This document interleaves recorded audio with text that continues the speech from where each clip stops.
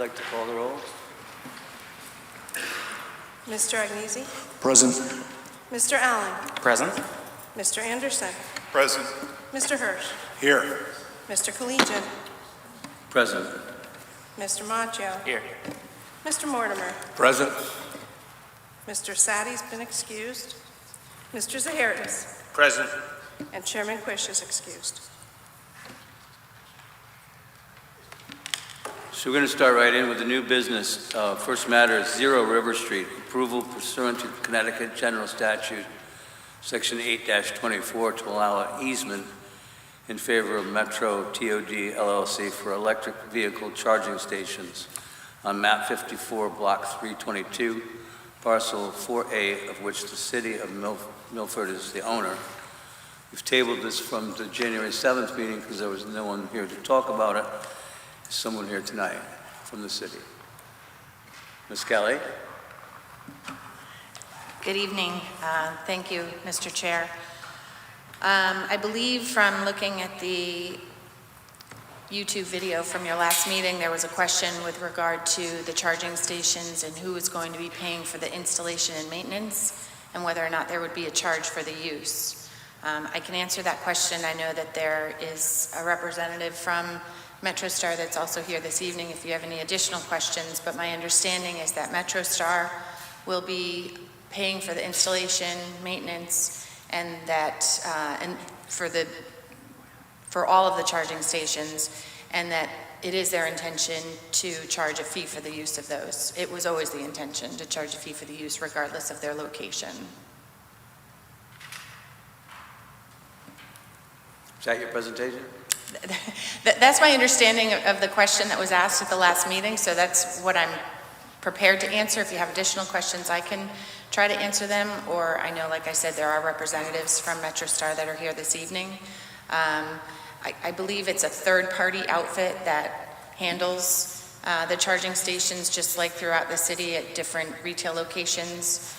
So I don't think the money goes directly to MetroStar, but through this third-party vendor, so to speak, that charges the fee for the usage. Does anybody on the board have any questions for the representative from the city? Yes.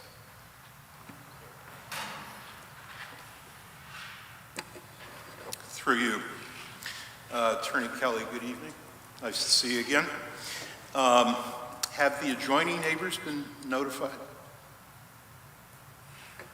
On the 824? Well, I believe it was.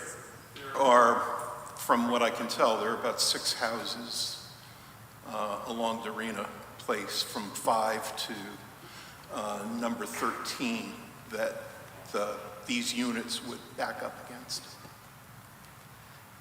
Through you, Mr. Chair, I don't know that they've been specifically notified. I know that in general that this has been advertised as being on the agenda, and that, again, the charging stations were on the original plans that were approved and that were circulated with notice. Further question, would the charger stations be open for anyone's use? Is there a time limitation? Again, through you, Mr. Chair, I do know that they are open to the public. I'm not sure the specifics as for time limitations. I know they vary. I know sometimes they're up to so many hours, and then you have to go away for a half hour, but you can come back. I don't know to the extent that would be enforced, but I do know typically with EV charging stations, that's the way it works. I'm just curious because I can imagine that somebody's going to use it perhaps as a parking space, jump on a train, go to do what they have to do, and then come and retrieve their car later. Just putting it out there. I agree, that's a possibility, and that's, like I said, I'm not aware of the particulars for these, but I imagine there would be some restriction on that. Thanks for your answers. Any other questions from the board? Hearing none, I'd entertain a motion.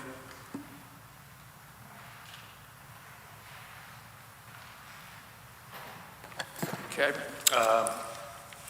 Pursuant to CGS Section 824, to allow an easement in favor of Metro TOD LLC for electric vehicle charging stations on map 54, block 322, parcel 4A, of which the city of Milford is the owner. I have a motion. Do we have a second? A second. We have a second. Any discussion on the motion? So you want to call the roll? Mr. Agnesi? With the motion. Mr. Allen? With the motion. Mr. Anderson? Mr. Hirsch? With the motion. Mr. Collegian? I'm with the motion. Mr. Machio? With the motion. Mr. Mortimer? I am with the motion. Mr. Zaharis? With the motion. Motion passes. Next order of business. 0 Northmore Road, approval pursuant to Connecticut General Statutes 8-24 for acceptance by the City of Milford of donated property on map 39, block 613, parcel 21, of which Milford Northmore LLC is the owner. We tabled this from the 7th of January because no one was here for the applicant. Is someone here tonight? Mr. Grant. Hi, good evening. My name is Jeremy Grant, the city's Open Space and Sustainability Manager. There were two questions that came up in the last meeting about back taxes on the property. Per the city tax collector, there is $131 that are owed from this past tax session. That information was passed to the tax collector and city's attorney's office. There was also a question about contamination on the property. As you can see, there was an updated map included to show that this parcel was created in 1920s subdivision. Per the Connecticut 1934 aerials, it shows that this property has not been developed. There's no abutting commercial properties to this, so there's no reason to believe that there would be any contamination on it. The updated map does show that it does abut existing city open space. This is essentially just the last parcel in this this small area that would take in, protect the ecosystem of this small open space wetland to help protect against flooding in the area and just provide a nature refuge. It also is in line with the POCD. Because it does abut city open space. It also is in the special hazard flood area and the 1% flood chance area. So we do get additional points on CRS for that as well. If you have any questions, I'd be happy to answer. Any other questions from the board? I've got just a couple questions. Hi, Jeremy. Has there been any dumping or other conservation issues with this property? Yeah, so Chairman, through you, unfortunately, this parcel, along with, essentially every other parcel that is not just in Milford and Connecticut and the state, neighbors unfortunately feel that, it's okay to put their yard waste, their grass clippings, their leaves, their sticks on these parcels. People have a misconception that they're putting nature in nature, and the reality is they're actually doing more harm to the environment. Dumping glass clippings does usually contain fertilizers which have increased nitrogen, which can run off into the waters, hurt the fish, hurt the aquatic life. So this parcel does have residential yard dumping on. It is recommended, something that will be recommended to planning and zoning, to Public Works, to install a no dumping sign at the beginning of this parcel. Unfortunately, the answer is yes. And along those lines, are there any encroachment issues that would need to be addressed once this is conveyed to the city? There are currently no encroachments that are visible. Okay. Can you just indicate on the map how this will be accessed for monitoring? Can you just walk straight from the street there through it's hard without a laser pointer. Yeah. The blue strips to get to there, just if you needed to check up on it or see, Yeah, absolutely. So if you can zoom out a little bit as well, you can see that the narrow, larger blue strip, this is basically on Edgefield. If you were coming from Buckingham going towards Foreign High School, if you notice there's a little paved walking path that's a little bit lower than the street. This is the woods that is abuts it. So there's just pure access right from the street, right from that paved path to it. Thank you. No more questions for me. Anyone else have questions? Seeing none, I'd entertain a motion. Pursuant to Connecticut General Statute, Section 824, for acceptance by the City of Milford of donated property on map 39, block 613, parcel 21, of which Milford Northmore LLC is the owner. Second. We have a motion and a second. Any discussion? Sue, would you call the roll? Mr. Agnesi. With the motion. Mr. Allen. With the motion? Mr. Anderson. With the motion. Mr. Hirsch. With the motion. Mr. Collegian. I'm with the motion. Mr. Machio. With the motion. Mr. Mortimer. With the motion. Mr. Zaharidis. With the motion. Motion passes. Thank you.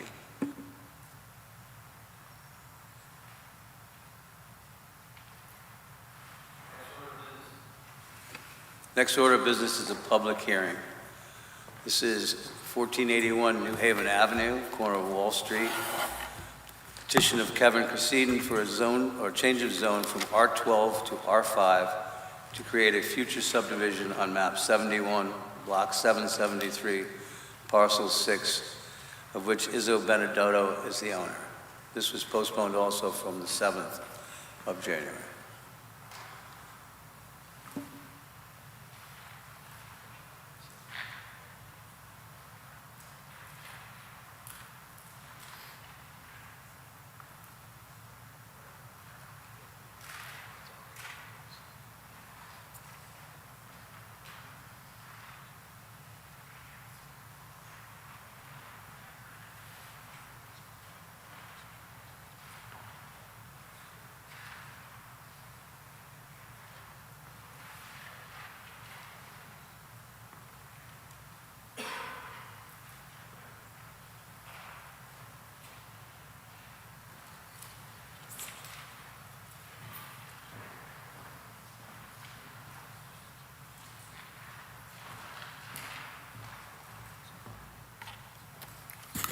Good evening, Mr. Chairman, members of the board. For the record, my name is Kevin Cresceden. My office is at 3 Lafayette Street here in Milford. I handed out two handouts tonight. One is a copy of the memo that I'm going to basically read off of or reference, and the other one is a group of maps.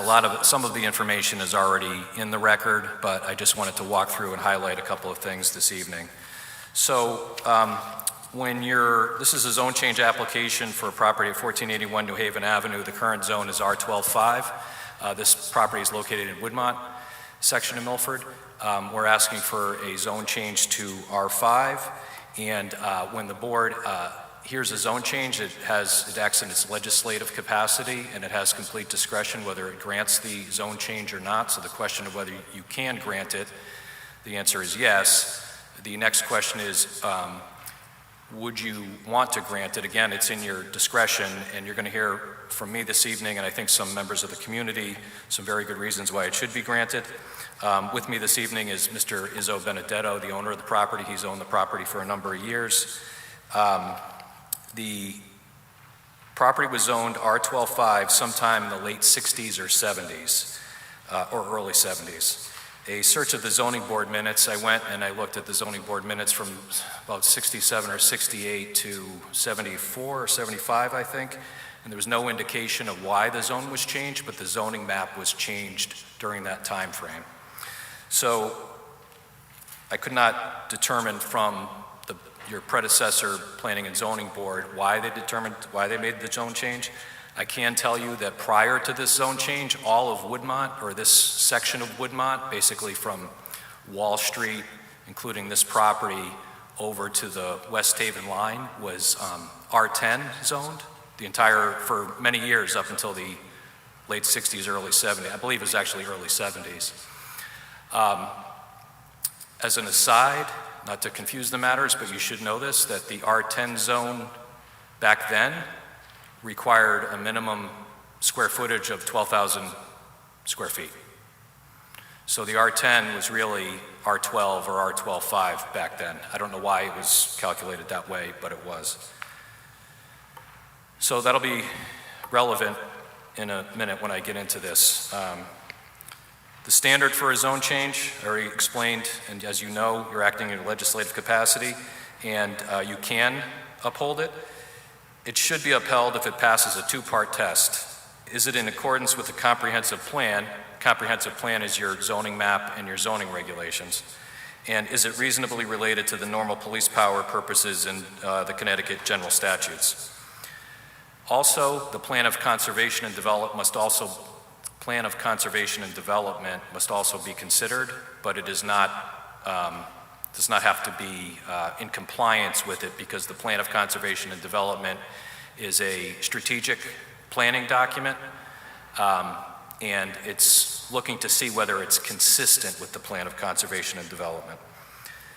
So the regulation or the zone change must be in accordance with the comprehensive zoning plan. Here, I saw a note about spot zoning, and there's a lot of confusion about what spot zoning really means. And this is not spot zoning, because we're going from a single-family zone to a single-family zone, or single-family property zoned to single-family zone. We're just asking for the square footage of the zone to be reduced in order to be in compliance with a lot of the other lots in the neighborhood. When I get to the maps in a moment, and actually you can see from that map too, the proposed zone change map. You can see the lots adjoining this and across the street are all about somewhere between 5,000 and 7,000 square feet. New Haven Avenue picks up the R12-5 at this corner, and then it goes down towards the Adams Plaza. If you're heading from West Haven towards Milford Center, Adams would be on the left heading down New Haven Avenue here, and it picks up the R12-5 zone there. For whatever reason, when that zone change was done for Woodmont, Woodmont became like a jigsaw puzzle of zones. There was R12-5 on portions of New Haven Avenue. There was R12-5 on some of the waterfront lots. The property across the street, those properties across the street are R75, but I don't think that they, across the street on Wall Street, but I don't think that they meet the zoning requirement. You can see across the street R5, so if you decided to change this lot to R5, we would be connected to an R5 zone across the street. So that's another reason why it's not considered spot zoning, because spot zoning is it would be like taking a warehouse or a commercial use and placing it in the middle of a single-family residential district. In this particular case, we're taking a single-family use and we're asking it to be, again, single-family. Also, it's not standalone district. There's R5 across the street, and the way Milford interprets their zones is that the zone line goes to the center of the street. So if this property were changed from R12-5 to R5, it would meet the R5 zone across the street and would be connected to the R5 zone across the street. So it's not a spot zone.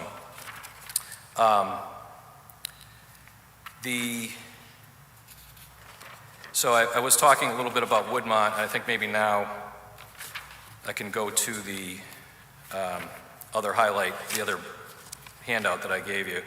The very first sheet on that is a lightly colored city GIS with the zoning overlay, and I marked with an X the location of this property, but you can see that it's in the middle of R12-5, R5, and R75 properties. And if you looked further from that section going east towards West Haven, you would hit R5 and R7 and various different zones. So there's doesn't seem to be any rhyme or reason for the original zone. The next map, I have highlighted the current lot, and I show how it connects to the R5 zone across the street. These are part of your handouts.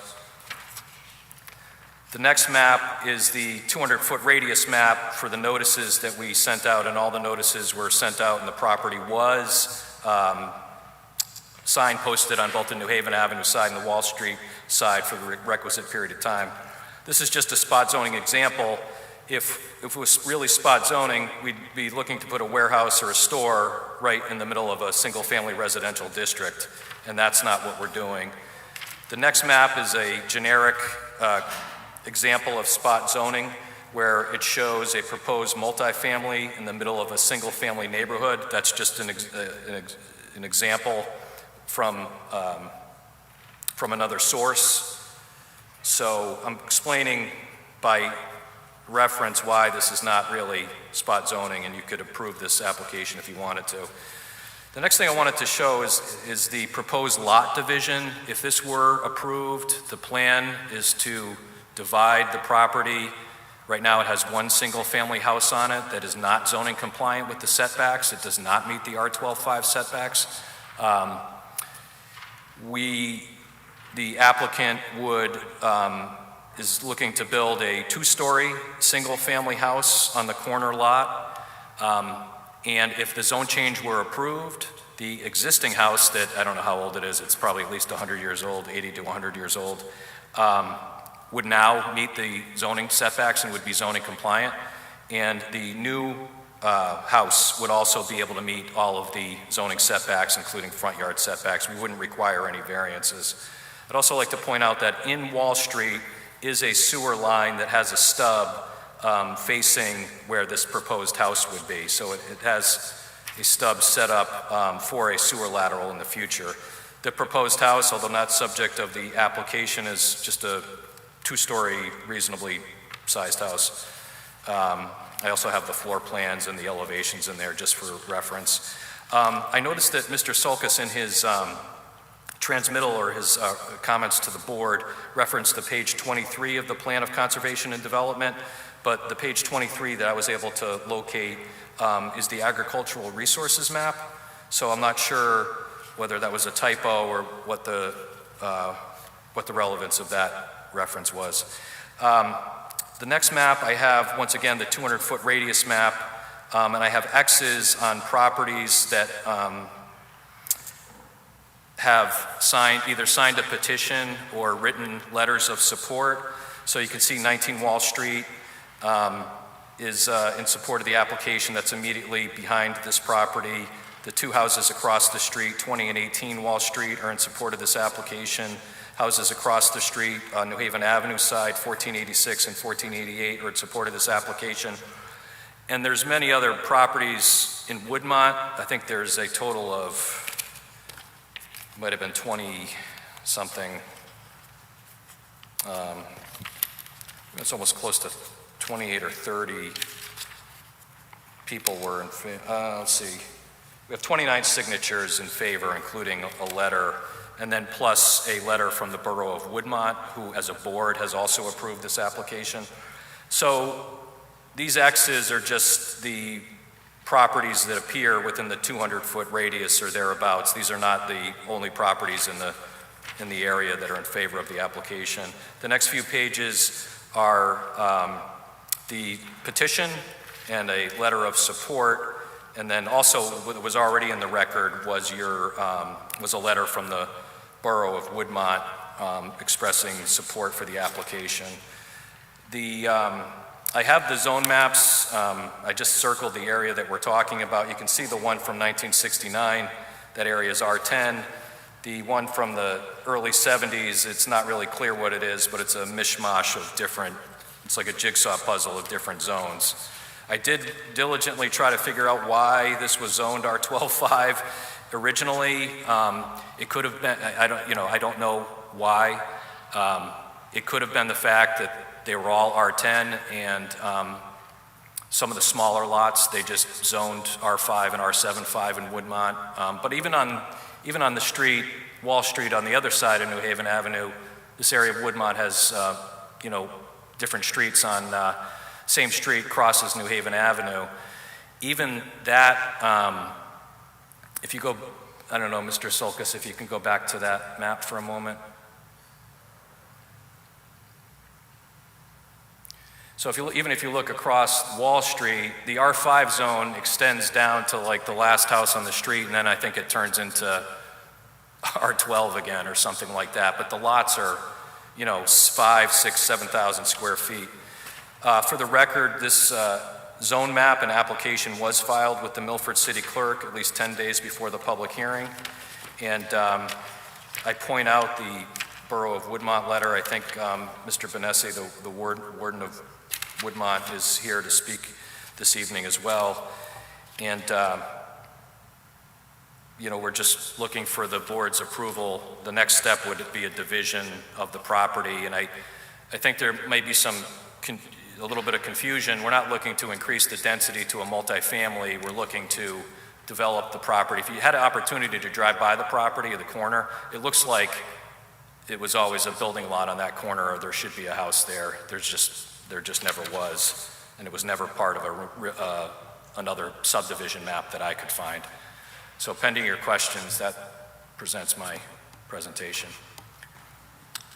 Before we start the questions, Mr. Sulkus, would you weigh in on this? Would you read your staff review? Yes, and Mr. Crusaden is correct. There is a typo. It should be page 33, not 23. I'll get to that here. Let's see.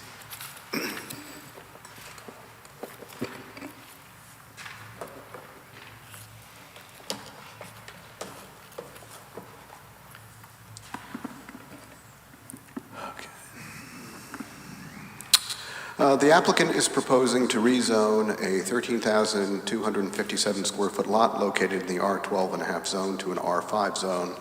The existing lot with its existing one-family dwelling is zoning compliant at 13,257 square feet, where a minimum 12,500 square feet is required for the existing R12.5 zone. The applicant is pursuing a zone change to R5 that has a reduced minimum lot size requirement of 5,000 square feet to pursue a future subdivision of the lot to construct another single-family dwelling. Staff is concerned that the proposed change is a spot zone, which is typically defined as a proposed change to a relatively small parcel within an area for no apparent land use or policy reason other than to benefit a single parcel owner. The plan of conservation and development does not support this type of change in the single-family zoning districts. Page 33 of the POCD states under future housing projections, which talks about where additional housing should be created. And I quote the plan, "Milford's single-family housing districts are largely developed and residents have expressed a desire to preserve them as they are. The applicant's proposed zone change to the existing R12.5 zone is not consistent. The applicant's proposed zone change, to an R5 zone is not consistent with the POCD. If the board would like to consider changing the zoning designations of an area to increase density, sometimes known as upzoning, within the single-family zones, a study should be undertaken to determine what kind of density increase should be pursued, followed by an amendment to the POCD, followed by a change in the zoning designation." Thank you, Mr. Sulkus. Questions from the board to the applicant?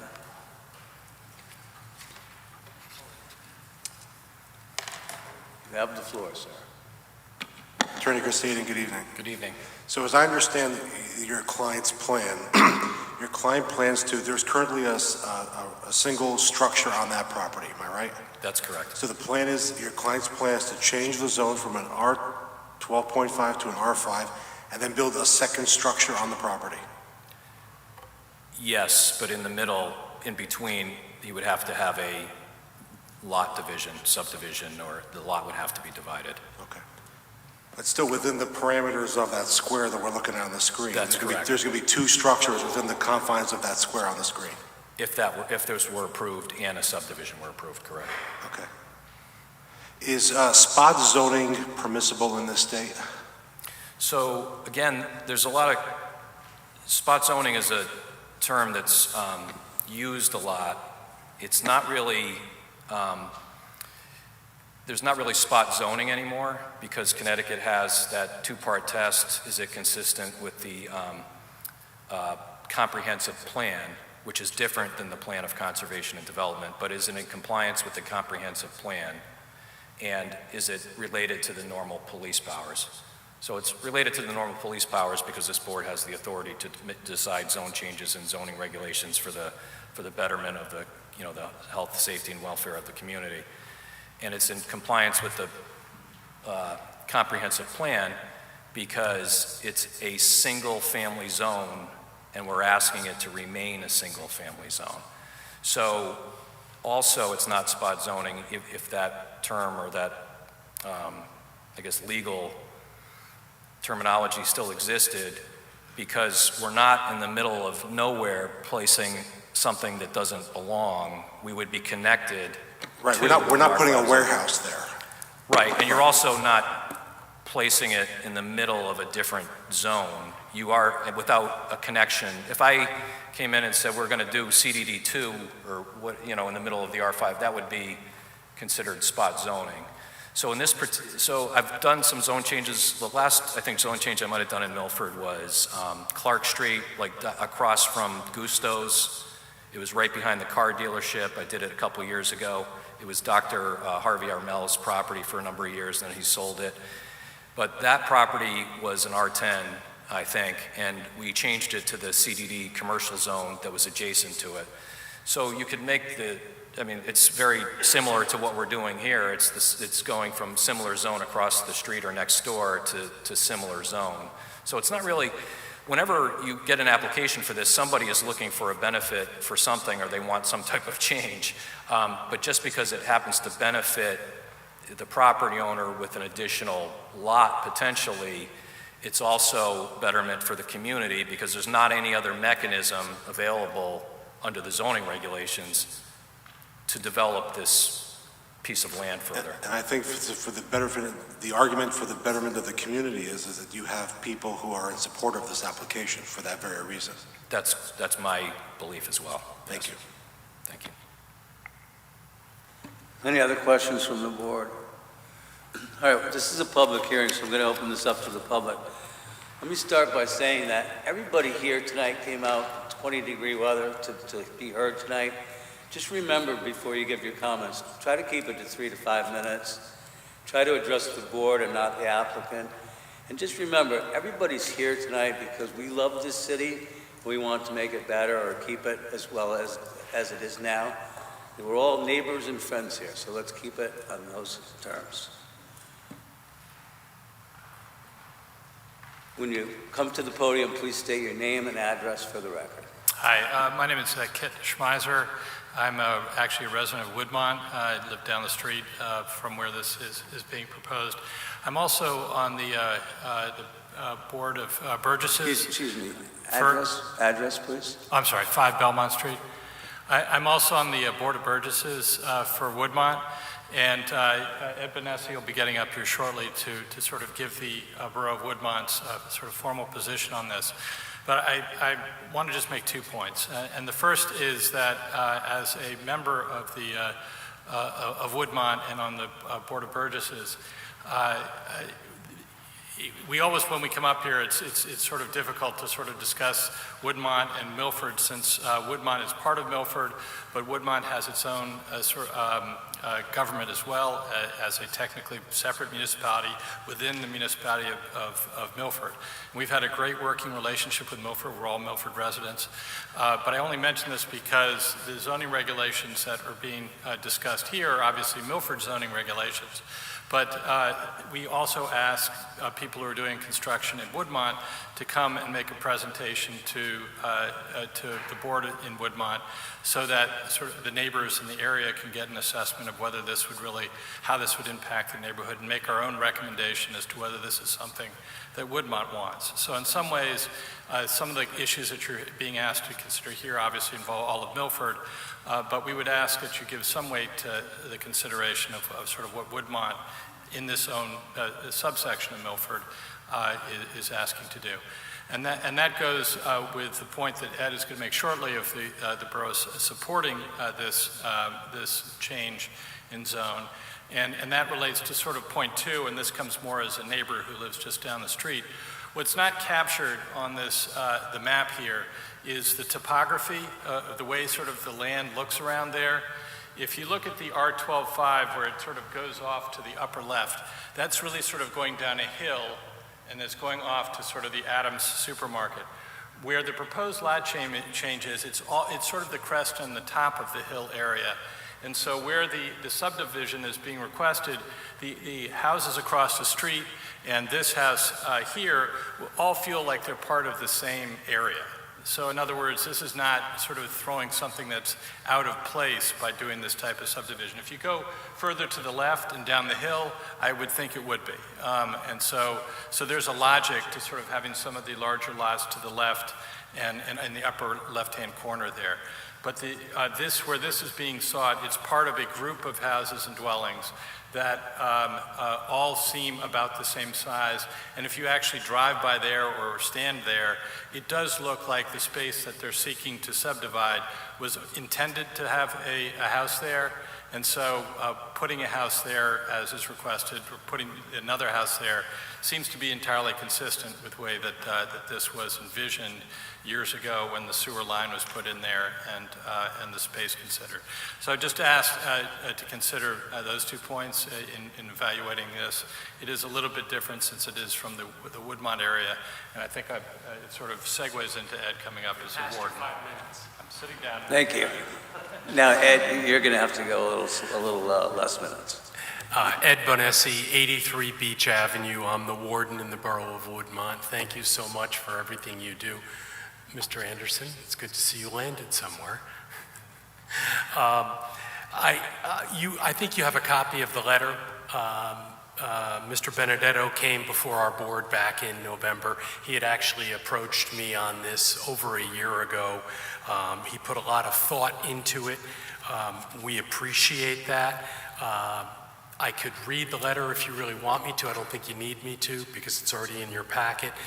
But the one sentence that I think is most important, what he's proposing is consistent with what we have in the neighborhood. Okay, if you look across the street, we have a board member that actually lives across the street. He's working tonight and couldn't come. He's very much in favor.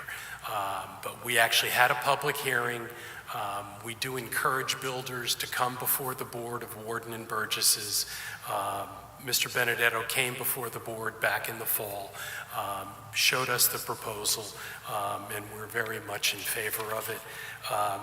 To give you just a little bit of history, my family, I've been in Woodmont since the 50s, and prior to our time there, that area, right adjacent across the street on Wall Street, was the Woodmont Country Club.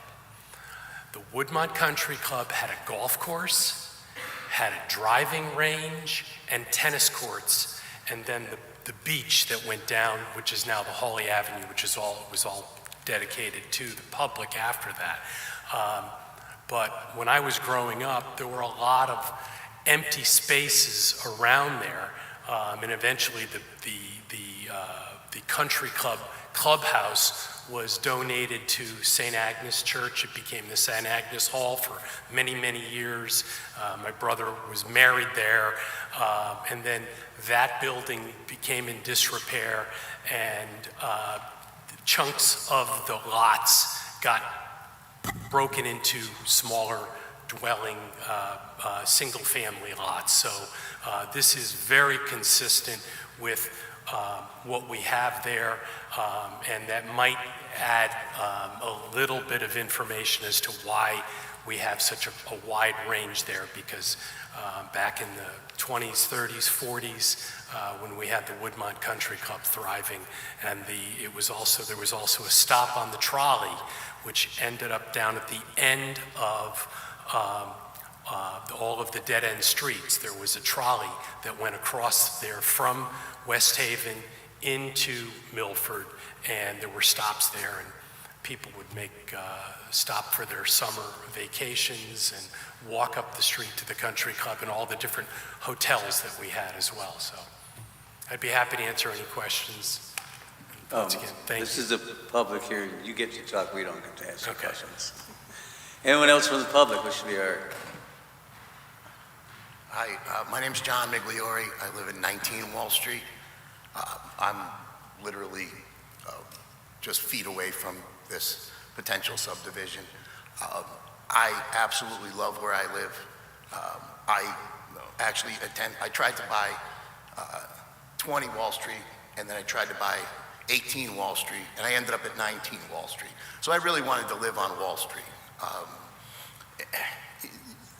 You can very easily stick a house next to me, and then it wouldn't be intrusive. It would kind of fit right in.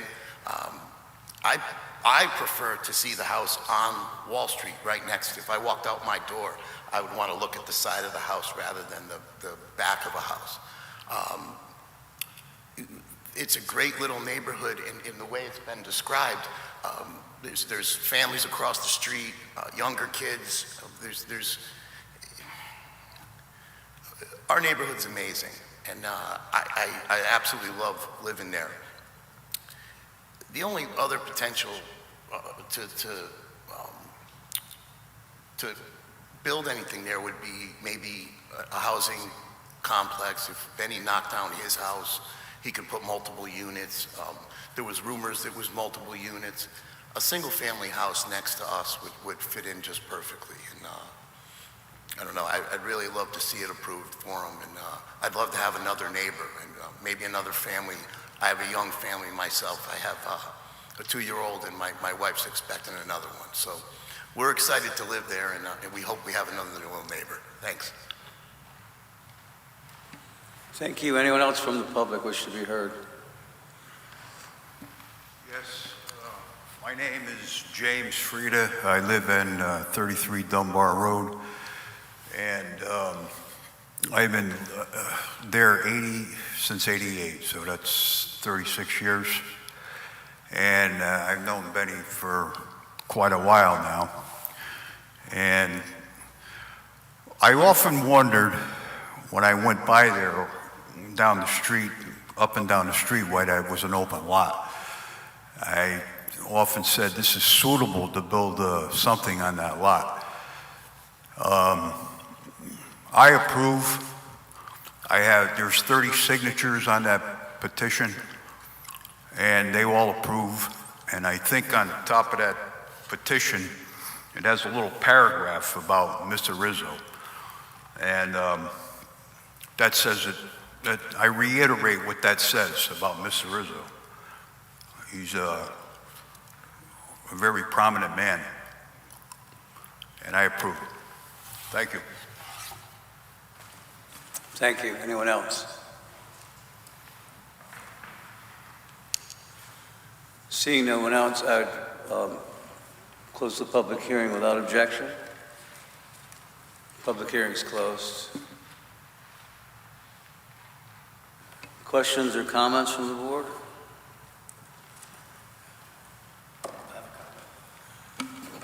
Mr. Mortimer. Thank you. Yeah, I just have a comment. It's important that the council in Woodmont did approve of this this development. And it's true, it's not unlike other lots. It does fit in with the neighborhood. But I am concerned about setting a precedent of spot zoning, or whatever term you would like to use. So that is my concern at this point. I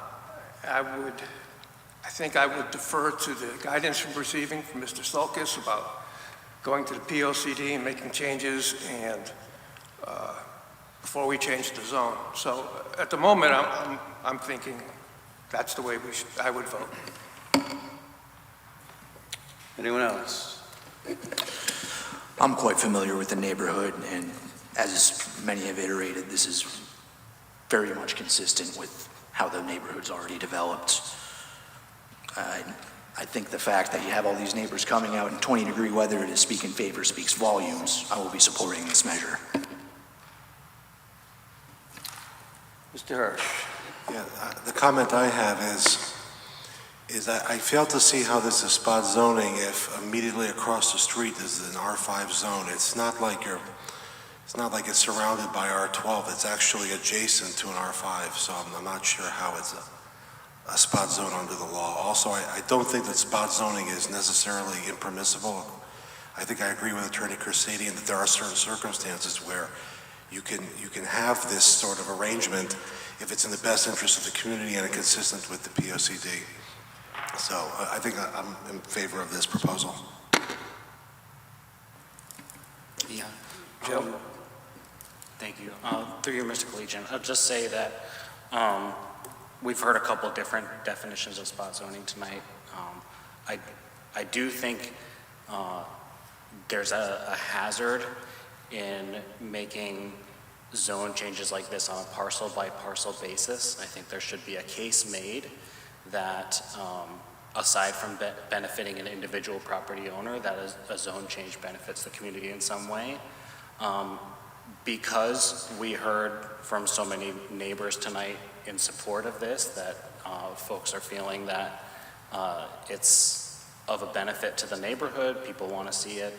I am going to support the motion when it rises. Thank you. If I'm not mistaken, Mr. Allen, you're from Woodmont? Sorry? You're from Woodmont?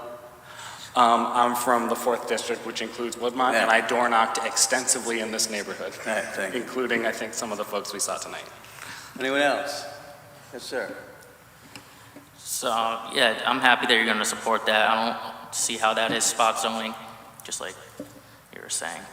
And if you approve that, you'll get 2 more votes. So,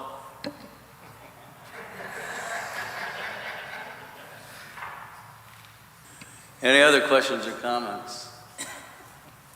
Seeing none, I'd entertain a motion. I move to approve as presented the petition of Kevin Kershaden Esquire for a change of zone from R12 to R5 to create a future subdivision on map 71, block 773, parcel 6, of which Izzo Benedetto is the owner. Second. A motion and a second. Any discussion on the motion? Mr. Zayas? Just to confirm, this is for this, zone changes for this property only? Not the entire, thank you. Anyone else? No more comments, I would entertain a motion.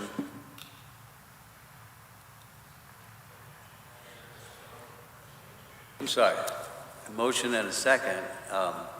Could you call the roll, sir? Thank you. Mr. Agnesi? With the motion. Mr. Allen? With the motion? Mr. Anderson? With the motion. Mr. Hirsch? With the motion. Mr. Collegian? I'm against the motion. Mr. Machio? I'm with the motion. Mr. Mortimer? I'm against the motion. Mr. Zaharidis? With the motion. It's 6-2, I believe that passes. Thank you.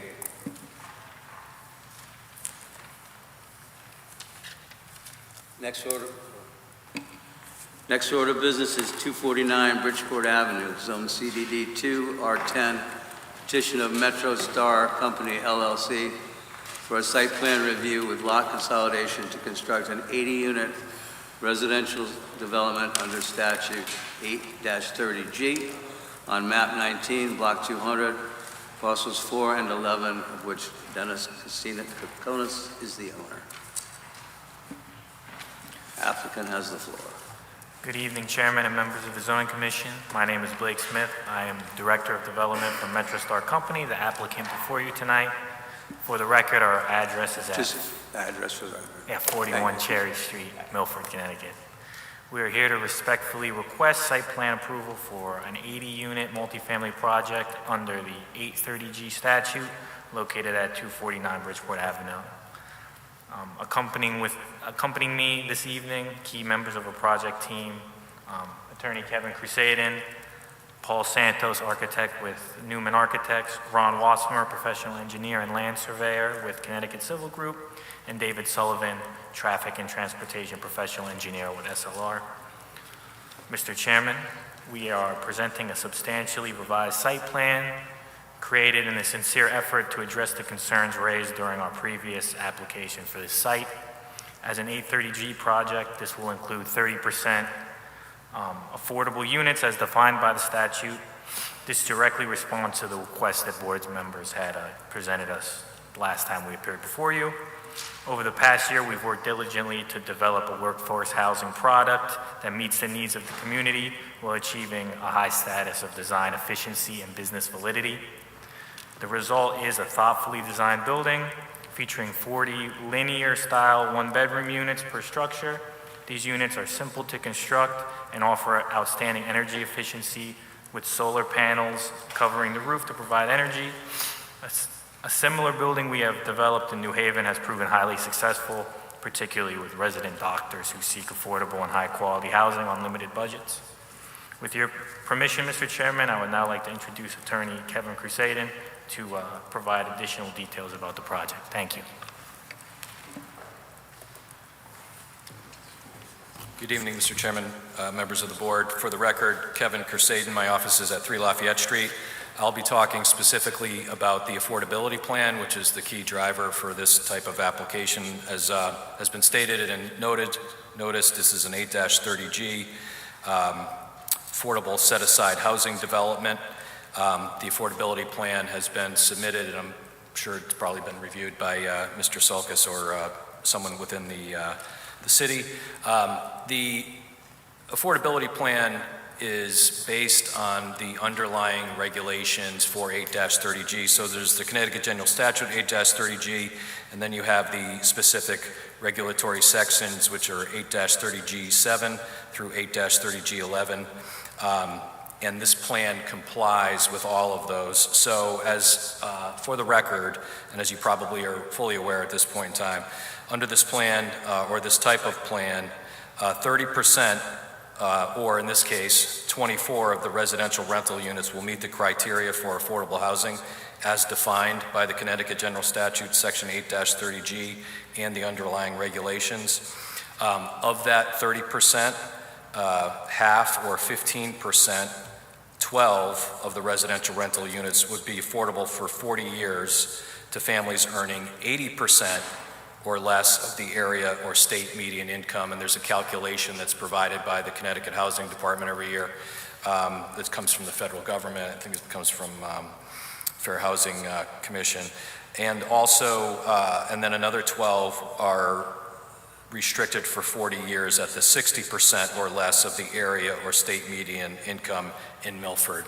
And as the income changes, that calculation changes.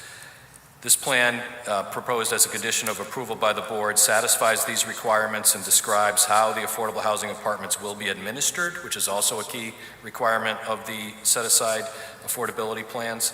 MetroStar Company reserves all rights to convert the community from the proposed rental community to a for-sale community, and that would be preceded by a condominium declaration first, but you can shift these, and I don't want to confuse it, but you can shift these from rental units to units for sale, which are also deed restricted based on, and they have a similar calculation. All of the units are the same size. They're all one bedroom, 540 square feet. That was done by the developer and the owner anyway, but that's also required by the statute that the affordable units cannot be any different than the market rate units. We also talk about the description of project sequence, description of the units. We have to designate an administrator, and under this plan, the administrator will be MetroStar Management Property. That's the entity or the individual that the city will go to and say, you need to certify that you're in compliance with these affordability requirements once the project's built, and the units are starting to be rented out. That administrator also confirms, or they can also subcontract out if they want to, an entity that will confirm and verify people's income levels and that they actually qualify for the plans, qualify for the affordability aspect of the rental unit. We have the maximum monthly calculation for set-aside units for rent or sale, which is based on a very standard table spreadsheet. It's in every affordability plan that I've seen, or the ones that I've prepared myself, and it's adjusted by the number of bedrooms, and then these are all one bedrooms, so it's the 75% adjustment, and then by the state assigns 1.5 people to a one-bedroom unit on average. And then it walks you through the calculation, each individual step of the calculation.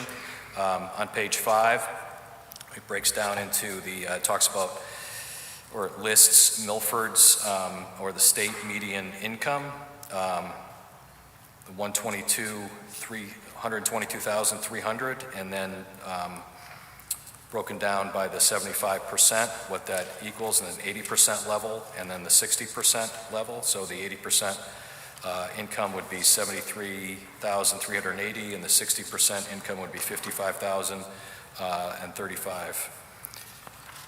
We have to take into consideration utilities. In this particular plan and project, the utilities are included in the rent, and that's both for the fair market units and the set-aside units. So under the current calculations, the maximum monthly rent payment with utilities for an 80% unit would be $1,834.50, and for a 60% unit, it would be $1,375.88. Those do shift. As do the units. I've seen with different developers in town as well, including in town, where an affordable unit, the person moves out, or a fair market unit, the person moves out, and so there's always a balancing act by replacing it and keeping it at, the administrator keeping it at the 30% level. The deed restriction is a standard deed restriction under Connecticut Regulation 8-30G9. It has the exact statutory language, and that's what would be placed on this before a CO, or excuse me, before a building permit, zoning permit and building permit would be issued. We talk about the affirmative fair housing marketing plan. In my experience, these units are snatched up very quickly, but there is a requirement to advertise these and follow the Fair Housing Officer Economic and Community Development rules and guidelines. Talks about where this could be advertised, different city agencies, Literacy Center, Bethel Center, Bridges, Connecticut Housing Coalition, United Way, Milford Library, regional housing authors, other various media outlets. But usually there's no issue in having people apply for these units and submit their applications. We meet the other requirements, so the plan spells it out. The administrator shall include in its advertising one or more of the following marketing strategies to welcome persons to apply to rent or buy the set-aside units. Includes the U.S. Department of Housing and Urban Development approved fair housing logo or slogan, published notice of intent in the media to the City of Milford and Fair Housing Officer about the intention to rent these units out. So there's a lot of requirements. In this particular case, you have a local, very well-established, well-known local developer who's done a lot of projects in town. And yes, the project could theoretically be sold to somebody else, but that's not the intention here. And you can see that with the other projects that have been done in town and are still managed by MetroStar or one of its affiliates.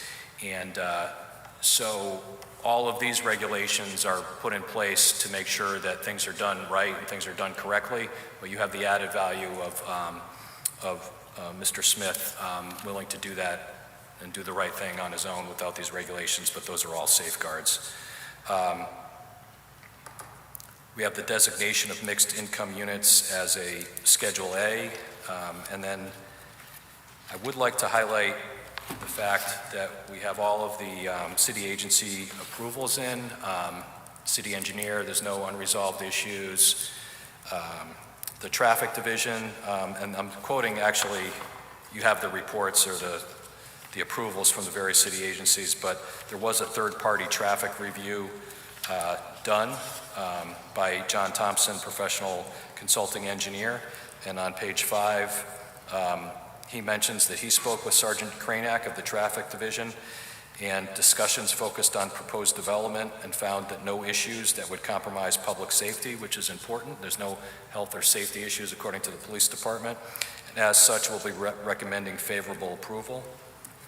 The third-party consultant hired to look after the city's interest also Spoke with representatives from the Engineering Bureau, which I just discussed, Police Department, and Fire Marshal's Office. Engineering, City Engineer Greg Podleski, no outstanding or unresolved issues, and the Fire Marshal Tim Suden, Deputy Fire Marshal. Based on a recent conversation, the Fire Marshal's Office has no issues regarding their ability to adequately address all fire safety issues. So I think all of those are important to point out. I just want to see if there's any other, there's no wetlands on the site. The application, the Sewer Commission approved this project on November 20th. I would also point out that our traffic consultant is here this evening, but the actual traffic will be reduced from what's there now with the diner. So that's another highlight or positive for the project. Like I said, there's no inland wetlands on the site. So there's a December 9th letter from Mary Rose, the wetlands officer, that there's a letter of no jurisdiction, and then just putting out proper soil erosion control measures, the standard inland wetlands requirements and construction requirements. So pending your questions about the affordability plan, I'll be followed by the architect, Mr. Santos. Any board members have a question about the affordability plan, Mr. Allen? Through you, Mr. Collegian, Attorney Kersaden. Yes. How will the affordable units be distributed through the buildings at the outset when they're first completed?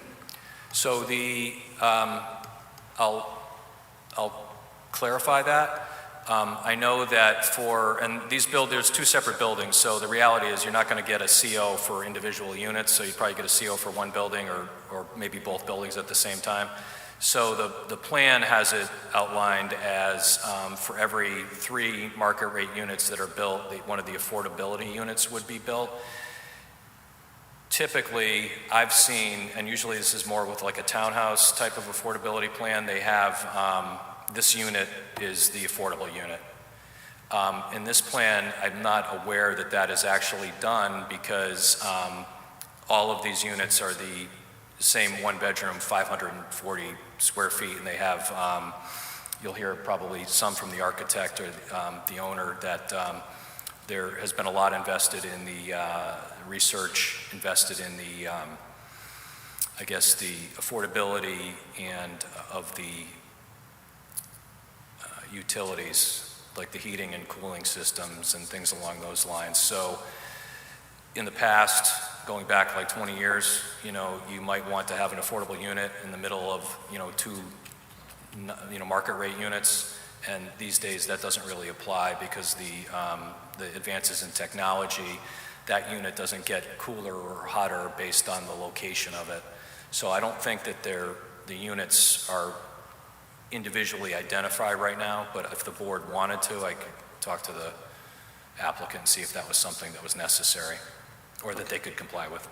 Yeah, I would be interested to know, for example, whether they're all going to be on one certain floor or evenly distributed from the first to fourth. Right.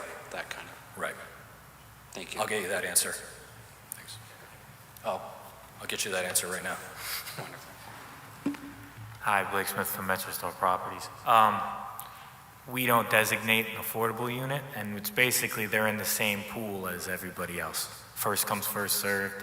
And plus, when affordable tenants leave, we don't want to have a fixed unit that's the affordable unit because we might not have an available one otherwise. So since all the units are identical, we will, if you're an affordable tenant and you qualify, you reach those qualifying standards, we're going to put you in the available unit regardless of where that is. Of course, thank you. I just meant at the outset. When At the outset, they're in the same pool as everybody else. Mind you, we have administrated affordable units in Branford under the same regime, the state regime.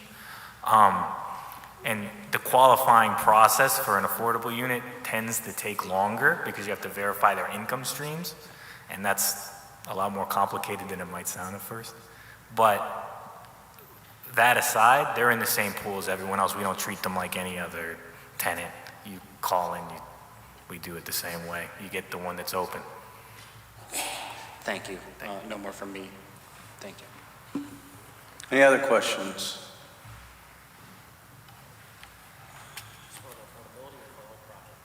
This is for the project. Well, if this is for board affordability, you're going to hear their house.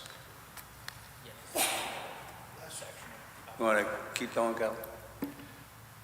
Was there another question? I don't have anything for it. But I think Mr. Smith answered your question that there's not one hallway or one floor of affordable units. That's correct. Yeah, thank you. Thank you. Thanks.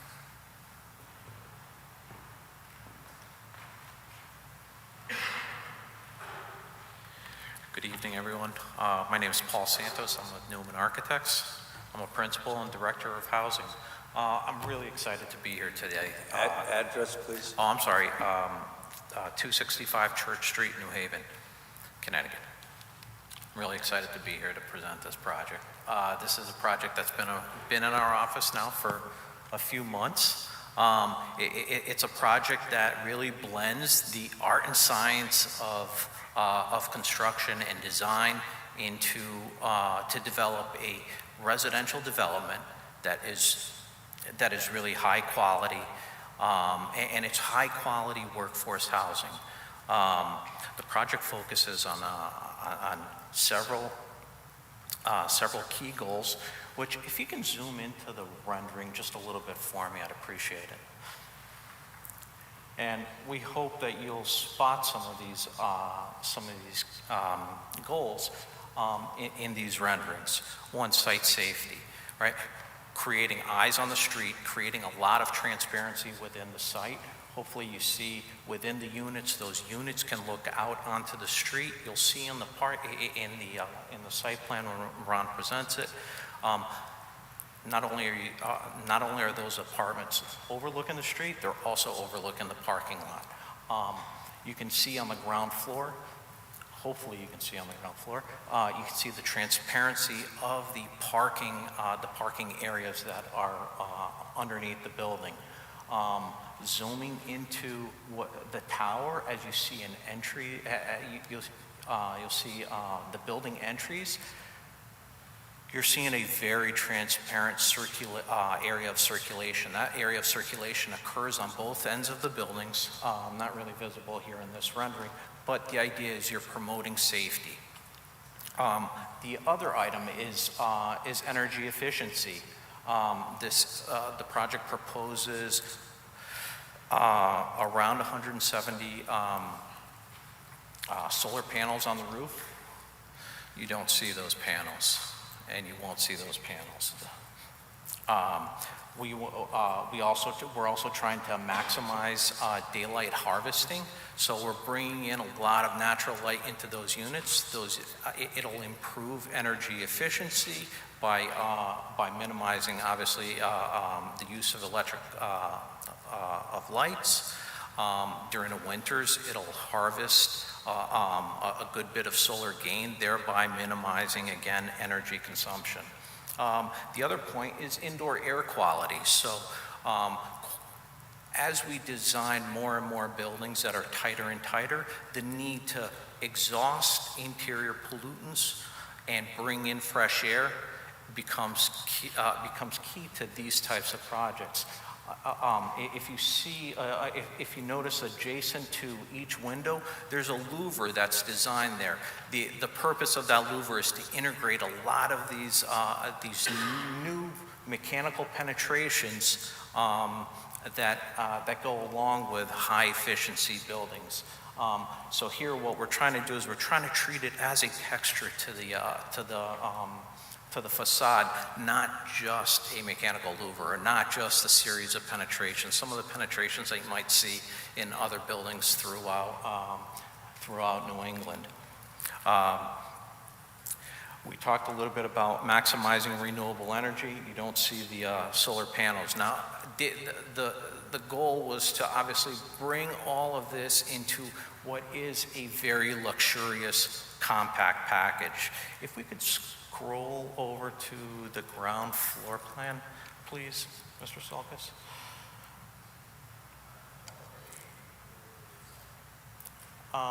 If we can just go to the floor plan for a quick second, and Ron will discuss the site. It's probably a few pages up from that. Oh.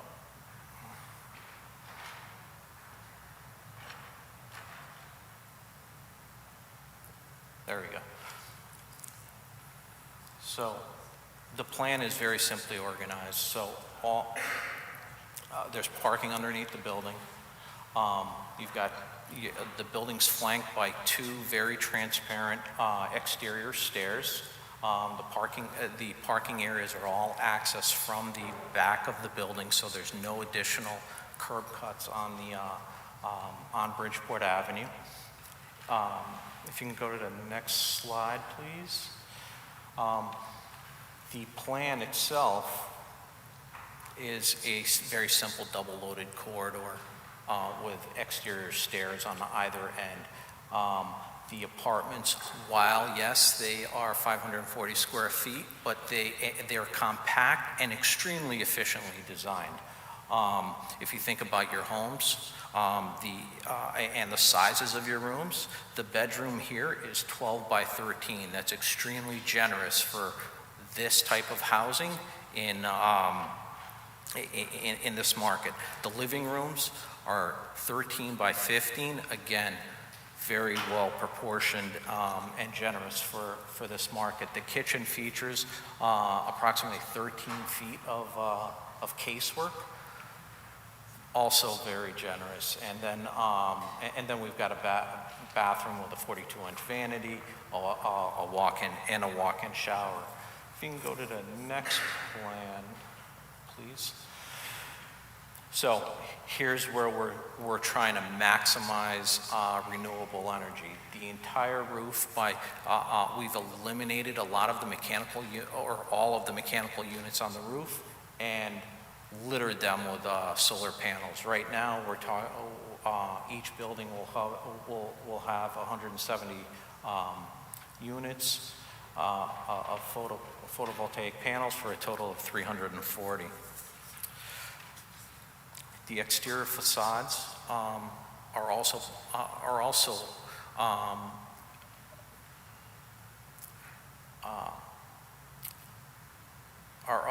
quite a bit quite luxurious, with very simple. They're simply organized to reflect the arrangement of the building and the apartments in a very simple grid. But more importantly, it's the exterior materials. They're high quality materials. We're talking about metal panels. The stairs will feature perforated metal panels as well. So this is a building that will last the test of time. With that, I'll turn it over to Ron to talk a little bit about the site. Thank you.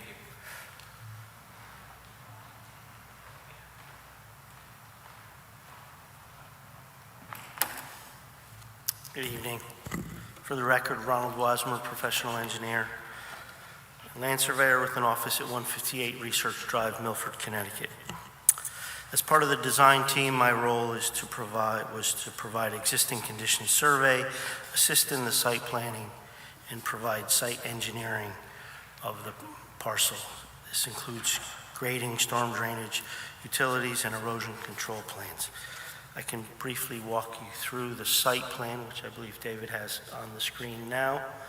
I know you're all familiar with the Bridgeport Flyer property. To the top of the page is Bridgeport Avenue.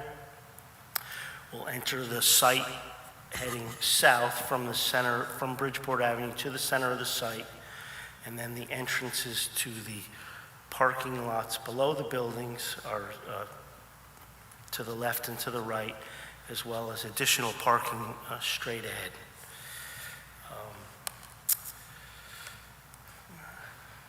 We can take a quick look at the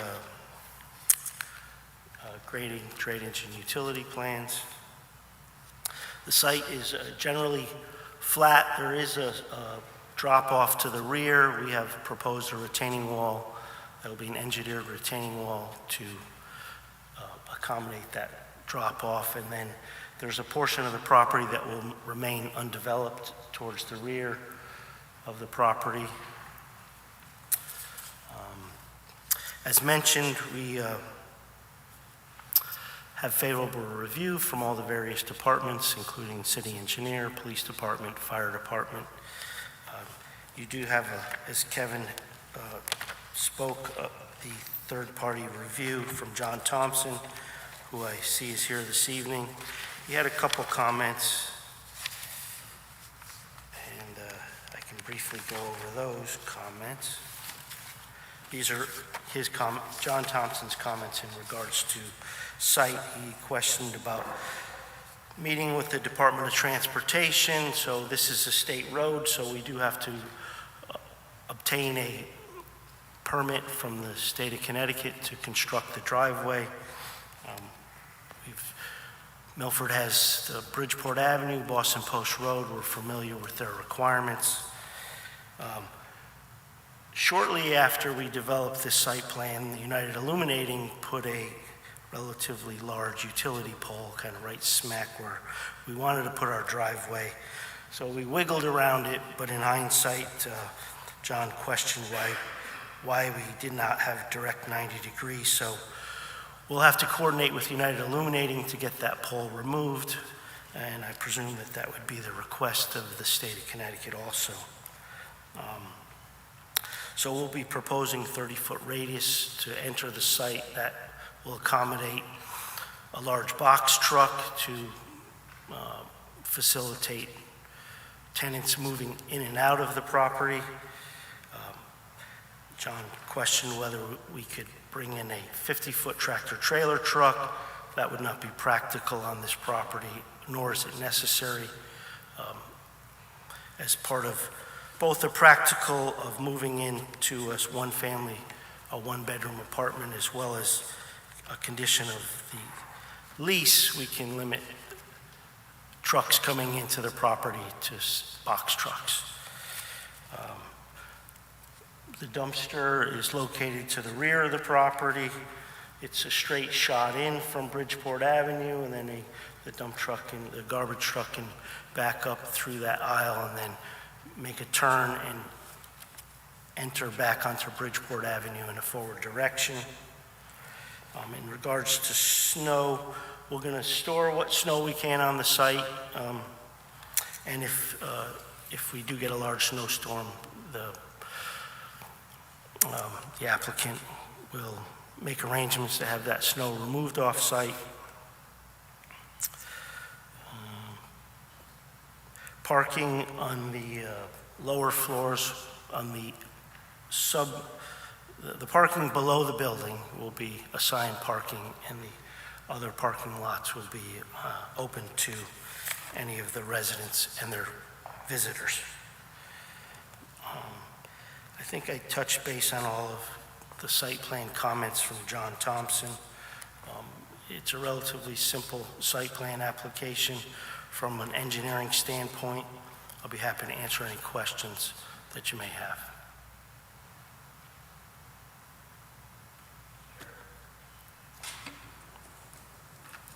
Go ahead. Thank you. Good evening, Mr. Wassmer. Will this site accommodate fire truck, and where is the closest presence for a fire hydrant? Yes, the site will accommodate a fire truck, and it also has adequate room for the fire truck to turn around. On the utility plan, the hydrants are located, and again, as part of the process, the approval process with your planning department, these plans go to the fire marshal, and he's provided a letter stating that there's no concerns on the fire department. Yeah, thank you. You're welcome.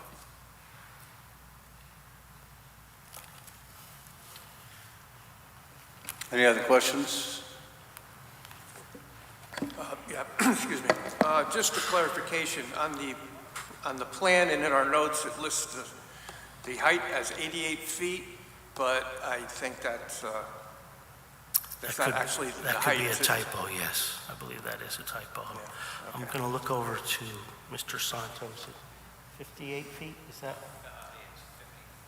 54 feet. 54. Okay, thank you. Well, now I have a question. How did we get from 80 to 54? I think it's a typo.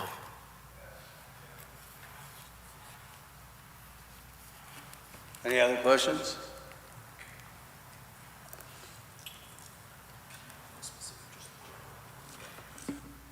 All right, we're going to wait and finish your presentation. Thank you, Ron. Thank you. Dave Sullivan, traffic engineer.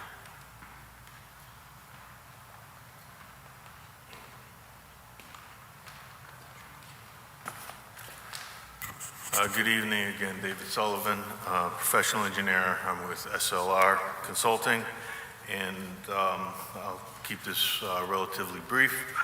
Address, please. Address for the Address, record. I'm sorry. My office is in New Haven at 195 Church Street. So the traffic study essentially was fairly standard. We evaluate the existing conditions, then we look at the site. In particular, we look at the driveway and some of the safety elements. We look at the amount of traffic that's going to be generated, and then we evaluate conditions with and without this development in the future, compare the results of our analyses, and therein lies the impact. Based on all those analyses, we come up with our findings and whatever recommendations we may have. In this particular case, our study area included Naugatuck Avenue intersection as well as the two existing site driveways to the diner. We conducted the counts for an extended period also on Bridgeport Avenue to evaluate the traffic volumes all day long, but more importantly to get the traffic speeds, which reads into the sight lines. The site itself, the driveway, again, I think Ron mentioned some of the modifications that will be required, but once those modifications are made, the proper radii will be in place, and again, DOT will review those as part of the encroachment permit, so we need to provide adequate turning radii and things like that. In terms of the traffic that will be generated, we use the Institute of Transportation Engineers publication Trip Generation, which gives us statistics for this type of housing.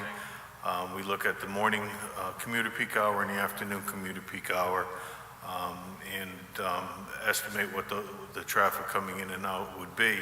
In this particular case, we also counted the Bridgeport Flyer Diner to see what the traffic volumes coming in and out today for the diner were. And we found that the traffic volumes are similar and in fact a little bit lower than what we counted at the Bridgeport Flyer Diner.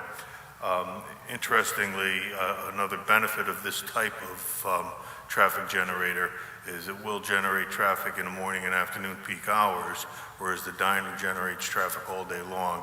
For example, at lunchtime, people are already at work or out of their house doing whatever they're doing, so they're not generating that traffic. So the differences at that time are significantly lower for the housing.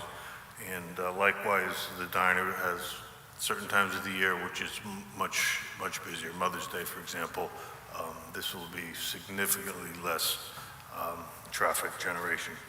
So we took the site traffic, we put it on the road, we did our analyses, and what we found was the levels of service generally will be good. Levels of service A and C at the consolidated driveway and at the intersection at Naugatuck Avenue at the traffic light there.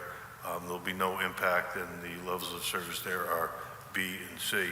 And the last two things I'll say is we are consolidating two driveways into one, which is always a positive, and we have one recommendation, which mirrors one of the things Mr. Thompson had indicated, that we want to make sure that we maintain the good sight lines that are out there today and not obstruct them with any type of plantings or anything within those sight line triangles. So that's the summary. I'd be happy to answer questions or sit back down. Any questions for this presenter? Thank you. Thank you.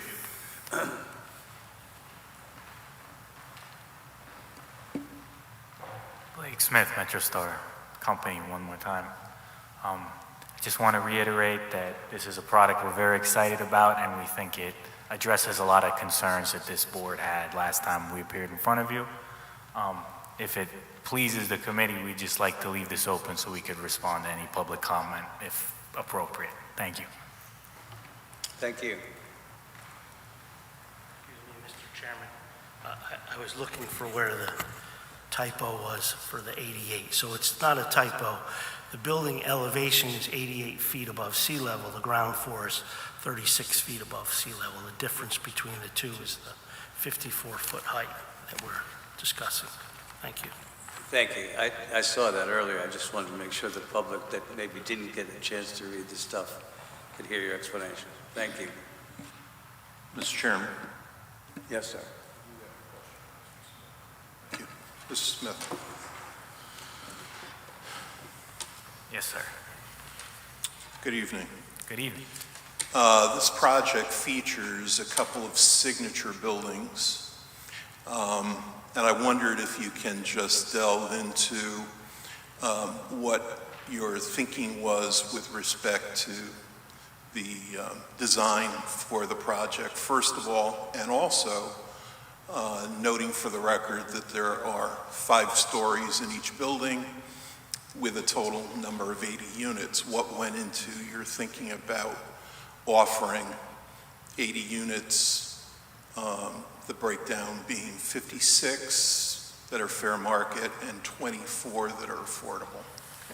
So as far as the split between affordable and market rate, that was a simple arithmetic of what 830G requires, which is 30%. That was the thinking that went into that. As far as these 40-unit buildings, like I mentioned before, we had actually been designing this long before Bridgeport Avenue came into our attention. And that was just the number that materially worked as far as construction. It was efficient to construct, it was efficient to administrate, and it was efficient to heat and cool. And that's really the buzzword of this whole project, is that it's highly efficient. Are there any green elements that need to be placed on the record that perhaps got overlooked and haven't been mentioned? Past the solar panels, the thermal specifications of these buildings are extremely high, Energy Star level, and I mean, you could consider that green. I think the government does. I'm not exactly sure, actually. Thank you. Thank you. Anyone else? Through you, Mr. Chair. Mr. Smith? Hello. I was a fan of your initial application. I was too. I thought it was a very nice-looking building that was very much in the character of this town. I have to ask, what happened here? Well, I can answer that. They denied them. We denied them. That's it. There you go.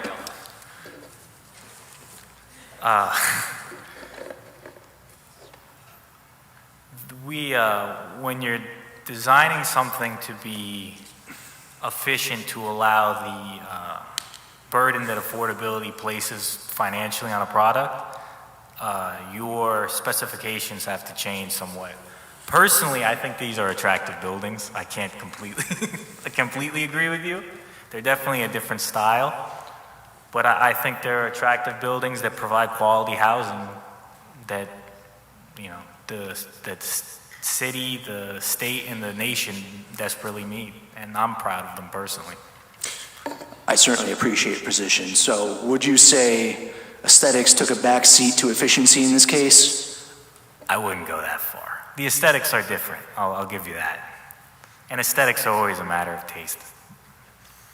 But in general, if this board were to, for instance, mandate affordability set-asides across the board for all multifamily, is this what we could expect going forward?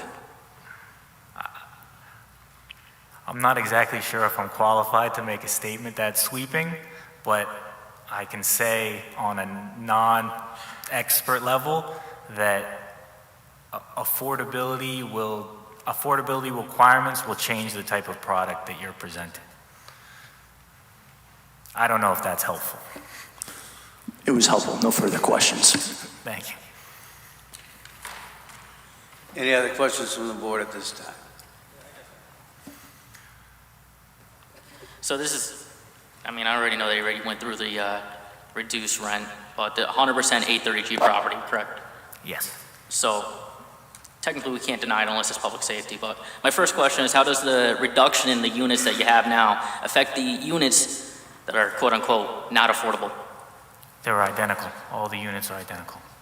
And I'll say this as well. They would be identical regardless. Under 830G, you can't have units be different. They all have to be identical regardless. Okay. How many additional units do you have now compared to the proposal that you came before? I apologize, I forgot. Mr. Chair, this is outside the scope of the How is this outside the scope? This is the whole... Mr. Chair, we're talking about the application before us. We're not talking about what was here the last time. I want to know how this application changed from the last one because we denied it the first time. So now we need to understand what is the difference that is now in this application. So please answer the question. Thank you. I'm going to give him that leeway. Thank you. Yeah, that's...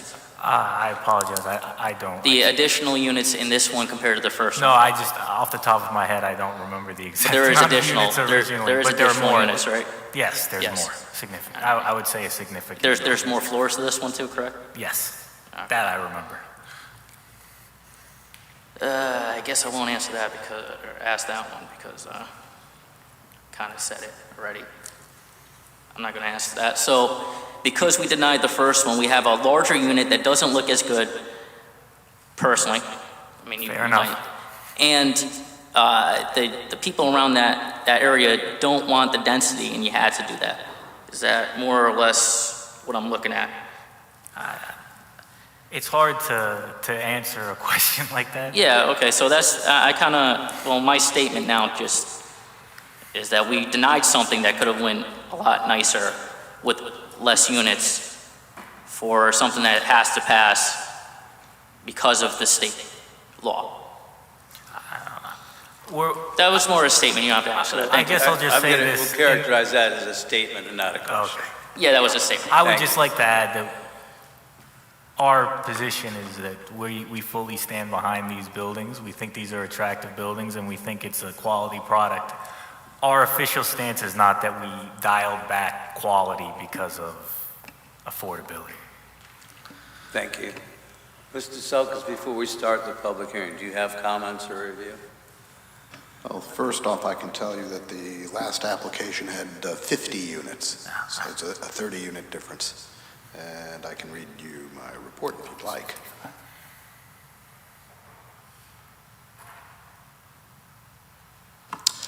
The applicant proposes to construct it's not a mixed-use development. I pulled up your old report. Let me get rid of that here, hold on. There we go, put the right one. Let's try that again. The applicant is proposing to construct two 40-unit residential buildings on two parcels that are to be combined.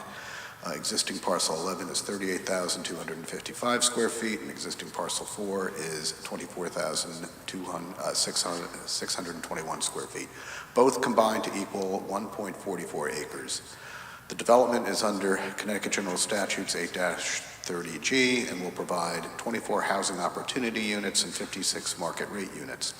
All units are identical one-bedroom units. A total of 90 parking spaces are provided, with 17 of those spaces located under each building. Although not required to meet the CDD2 or R10 zoning regulations, the proposed buildings meet the front, rear, and side yard setback requirements. The amount of parking provided exceeds the minimum requirements. Each building is 5 stories tall and not 88.04 in height, but as we heard, 54 feet in height. Let's see. Lighting and landscape plans have been submitted. A traffic study done by the applicant's consultant, SLR, was peer-reviewed by the Planning and Zoning Board's consultant, John Thompson, with no traffic or parking issues identified. No adverse impacts to level of service or public safety were found. Thank you, Mr. Selkis. This is a public hearing, so I'm going to invite the public up. As I stated before, try to keep it to 3 to 5 minutes. Try to be civilized and nice. Civilized. My name is Joe Simoncek. I live at 61 Governors Avenue. I was just going through the zoning regulations, and this CDD2 is pretty well described, pretty well thought out in this in our zoning laws. So there is a provision. I think this area generally wants to be a business district with possibility of residential, but in general, it's a downtown area. It wants to be, the way that I read this, it wants to be have a business component to it. But 3-17.2.4 says, while we could have multifamily residential, 30% units affordable, so that would meet this. But what's concerning is that there's the height, right? So this is a 5-story building. It's 54 feet, plus if you add the stairway, it's 62 feet. And that's about the 33 stories and 40 feet that are required. So it becomes kind of a scary thing. You know, this is my neighborhood, but it becomes kind of a scary thing that, you know, what if we want to make it 6 stories or 7 stories or 8 stories? You know, how are we going to be impacted as a town? You know, we're going to start seeing high-rise buildings all over town. I mean, my street is abuts another street not unlike this, so can I expect to see a 5, 6-story, 7 building behind my house? So that gets to be, you know, a pretty scary prospect. So I would definitely be against this. The other thing is, you know, again, it calls for Part 7. It says that you can have a building like this if only 50% of the street is just residential, and this will push it over. It'll be about 25 to 30% residential on that block now. Instead of having business, now we're losing a business, and we're gaining more housing and more density in our town. And then I didn't hear a bit, but I think it said that the coverage should only be 60%. I didn't have time to do the math on that. I would wonder if that 60% is holding here as well. So again, some good parts to this, but again, the overall height, setting a new precedent in a very residential. There's a lot of people right behind this building, and if I were them, I wouldn't be happy about it. So, thank you.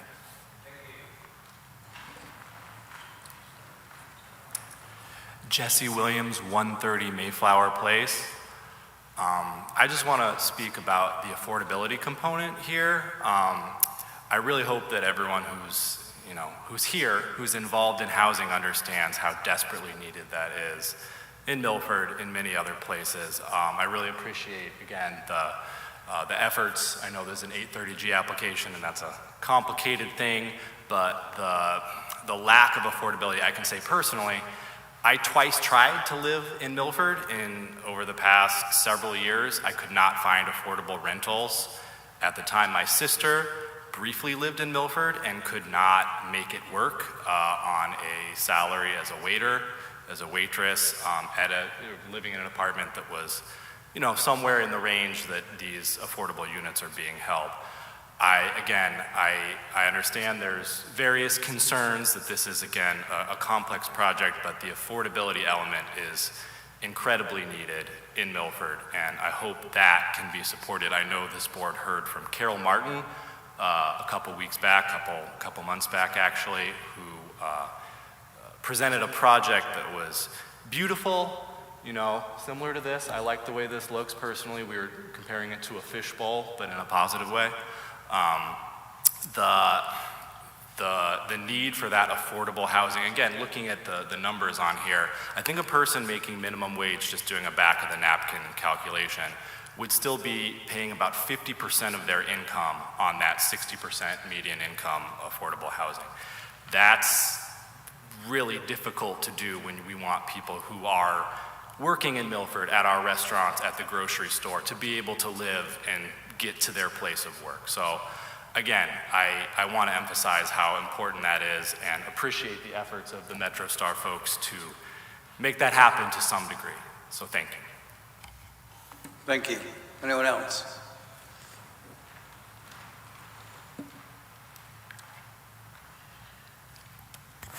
Hi, Teresa Eek. I live at 47 Point Beach Drive. Thank you all for being here on such a chilly night. Yeah, I'm delighted that we're actually going to get maybe some housing that's maybe not affordable for a lot of working people, but will be affordable for some working people. It's a good thing. I have a question, and I know it's still open, I believe, about the for sale community. If this does become condos, which is sounding like it might, what happens in terms of the deed restrictions and homeowner association fees? Will that be factored into that, or is this a way of working around that? I don't know what the law is, so that is a question that I have, but I really support there being all types of housing for all types of people in Milford. Thank you. Thank you. Hi, Sarah Bromley, 27 Norway Street in Milford. I want more housing in Milford too. Is that and I like the look of it as well. In fact, when I first saw it, it reminded me of the self-storage unit that's just a few feet down the road, and nobody seemed to have a problem with the height of that, because, you know, our stuff sometimes seem like if somebody looked at Milford, an alien looked down at Milford and said, what's important to these people here? I would think they might say it's our cars and having places to store all of our stuff, because we have so much. I'd rather have spaces for our people and for my children so that they can live in Milford, don't have to move out, and they can afford. So if this is more affordable, and maybe we could, to Mr. Anderson's point, green it up, have as many green, not just plants, but green elements to it to make it environmentally sustainable. That's a direction that I think is positive for Milford. And I was trying to look up the numbers and couldn't find them. But so 249 Bridgeport Avenue, that, right? 417 Bridgeport Avenue, we have the self-storage unit. And another half mile down the road, past some car dealerships, is yet another self-storage unit, which people complain about maybe for a minute. Once they're built, they drive by and don't even see them. So I think we sometimes protest things, and then once they're built, we forget about it. We move on. We get used to it. But if it's something that provides some housing for people, then I think that's a great direction. I don't know all the details that other people have mentioned, but I think we should work with developers in any way we can and open it up for more public comment. Thank you. Thank you.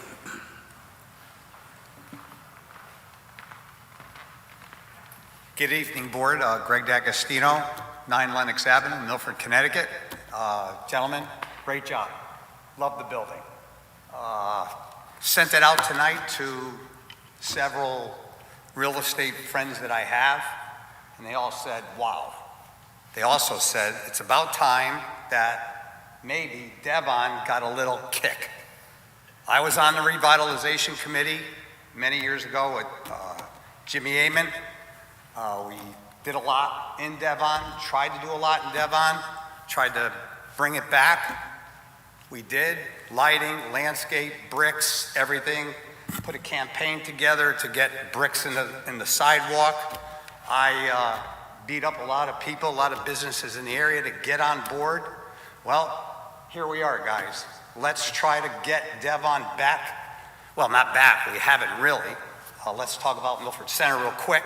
Milford Center, everybody says, and I'm a business owner, having 4 properties in Devon, everybody has said to me, wow, it's starting to come back. I think we should try to shift from not taking away anything from Milford Center, and let's start bringing it that way. I'll bet you top floor guys tell me, can you see water view? You can't. I can on the top of my building, and that's taller than mine. So I think I am totally for this.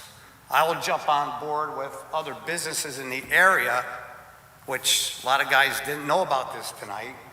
Restaurants, dockside, everybody down there, more people, businesses are going to strive in Devon. I'm in the process of possibly doing something in Devon to get something else down there to make this place pop. Everybody used to say, hey, I went over to Bridge from Stratford, and I live in Stratford other than having a business, and you want to see some of these buildings going up? There was one just on Ferry Boulevard, okay? They filled that place up before it was completed. And everybody on Ferry Boulevard is saying, wow, the restaurant's there, people are thriving, we want more people in Milford. Guys, everybody, great job. Board, I hope you approve it. I'm for it. Thank you.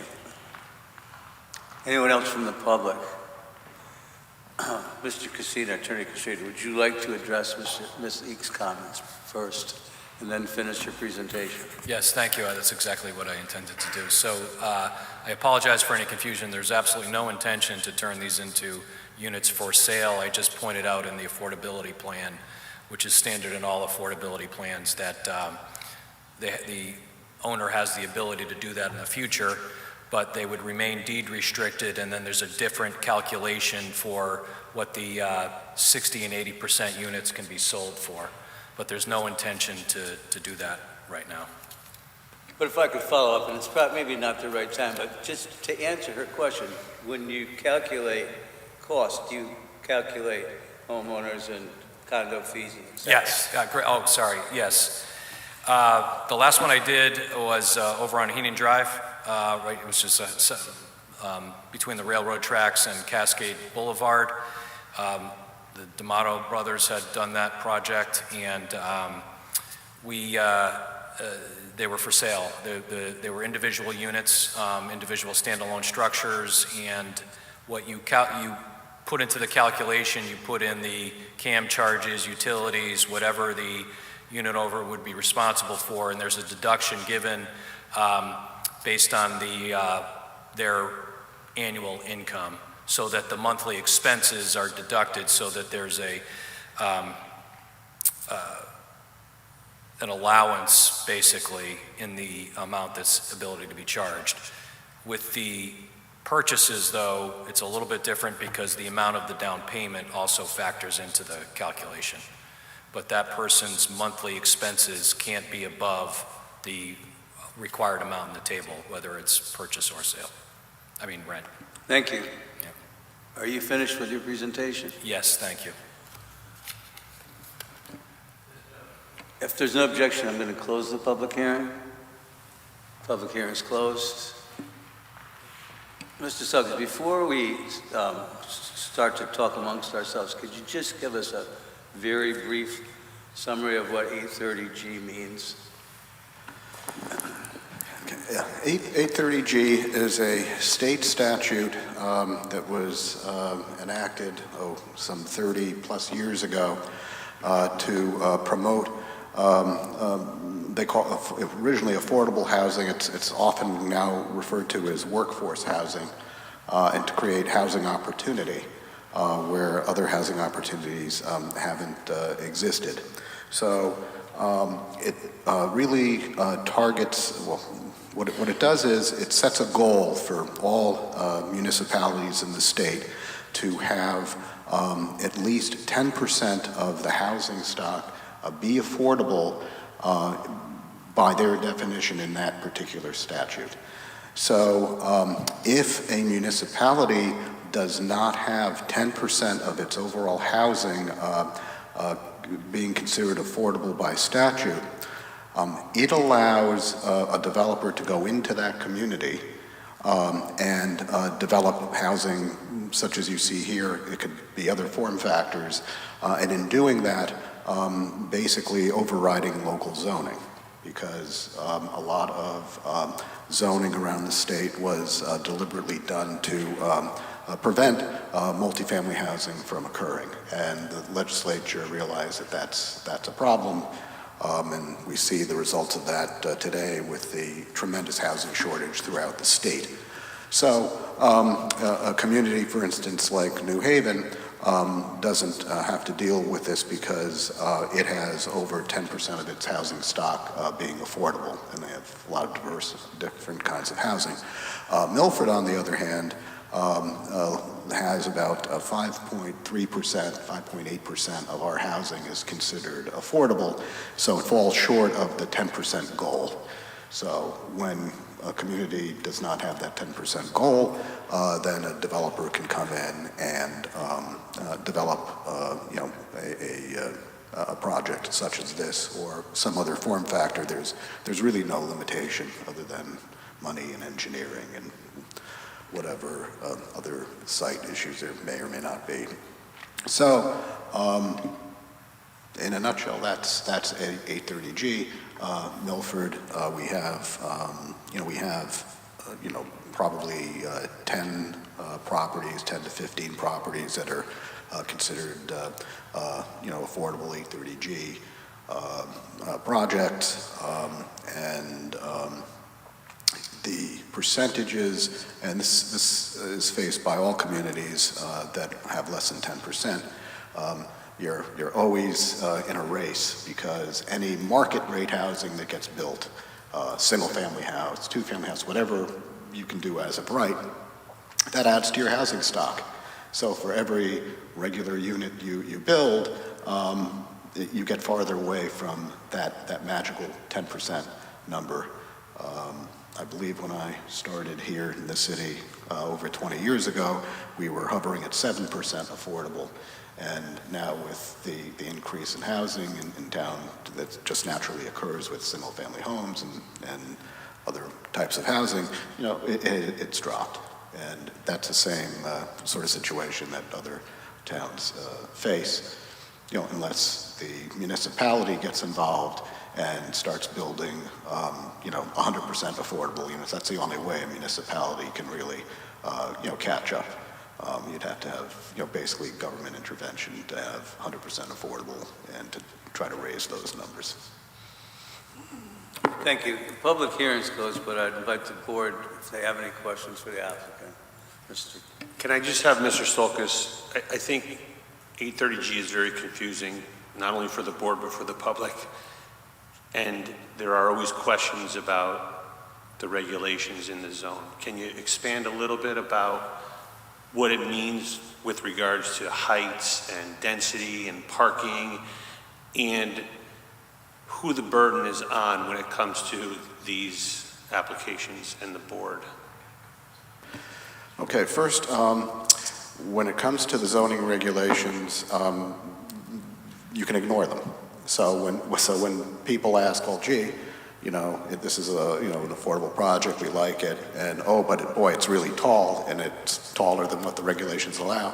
Well, yeah, because the developer doesn't have to provide, something within the height of the regulations. The developer doesn't have to provide parking. The developer doesn't have to provide setbacks. I mean, they don't have to. I mean, they don't have to follow the zoning regulations, which is how these projects get developed. And then the burden the burden is on the board to, if you were looking to deny one of these applications, the courts have said time and time again, the burden must be proven that outweighs the need for housing. And it's a very, very high bar. And for better or for worse, this board in its earlier days turned down every 830G application, every one. And every time the court has thrown it out, and then the court has gotten angry with us saying, when are you people going to learn? Traffic is not a burden. That's not a high enough bar. Parking, noise, mental anguish on neighbors, none of those things mean anything.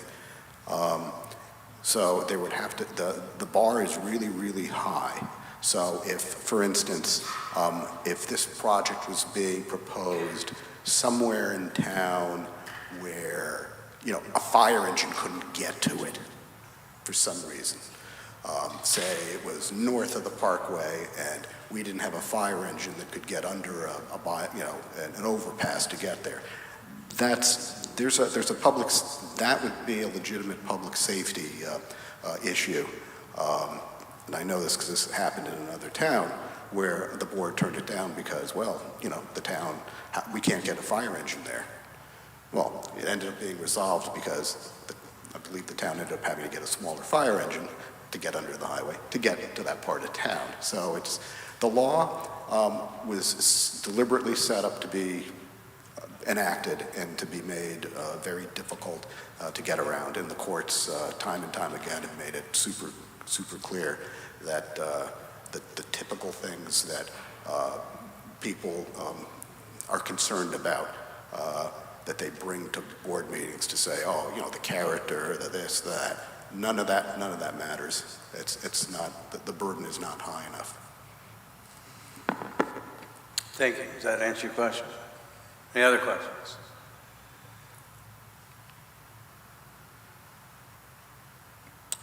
With that, I would entertain a motion. I move to approve as presented the petition of MetroStar Company LLC for a site plan review with lot consolidation to construct an 80-unit residential development under State Statute 830G on map 19, block 200, parcels 4 and 11, of which Dennis P. Kokonos is the owner. Second. Thank you. We have a motion and a second. I'll open this for discussion. Before we do, I'm going to say that I haven't heard anything tonight that impacts public safety, which is, as I read the statute, is pretty much the only concern that we can have. I haven't heard anything even remotely questioning this public safety, and I'm going to be in favor of this. And I would caution, vote how you want, but we've been here before. With that, any discussion? I'll just reiterate to the public that this board is constrained by state statute to vote in favor of this because there are no compelling public safety issues. Does not necessarily mean that the members of this board are in favor of apartment buildings that look like self-storage facilities. Any other questions or comments? With that, I would take a vote. I'm sorry. Yeah, I have to make a comment to that, Mr. Ignis.